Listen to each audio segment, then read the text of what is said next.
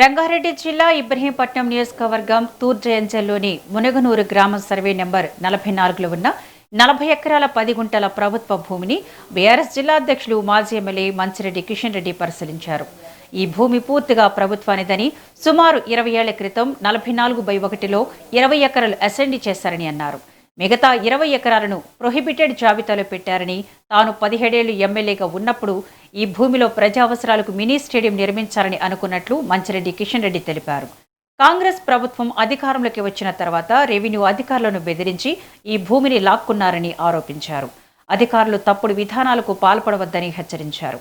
దీనిపై జిల్లా కలెక్టర్ వెంటనే స్పందించాలని మంచిరెడ్డి కిషన్ రెడ్డి అన్నారు.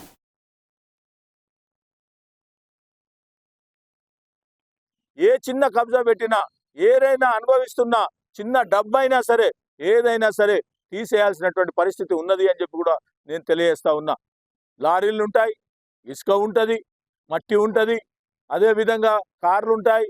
అన్ని విధాలా ఇక్కడ పెట్టుకోవడం జరుగుతూ ఉంది. ప్రభుత్వ భూమిని యూజ్ చేసుకుంటా ఉన్నాడు. ఈ యొక్క భూమిని ఖచ్చితంగా ఇవాళ కోకొల్లలు పేపర్లలో అన్నిట్లలో సాక్షి కానీ, నమస్తే తెలంగాణ కానీ, ఆంధ్రజ్యోతి కానీ, ఈనాడు కానీ అన్ని పేపర్లలో పెద్ద ఎత్తున 200 కుంభకోణం, 200 కోట్ల కుంభకోణం అని చెప్పి చెప్తా ఉన్నారు.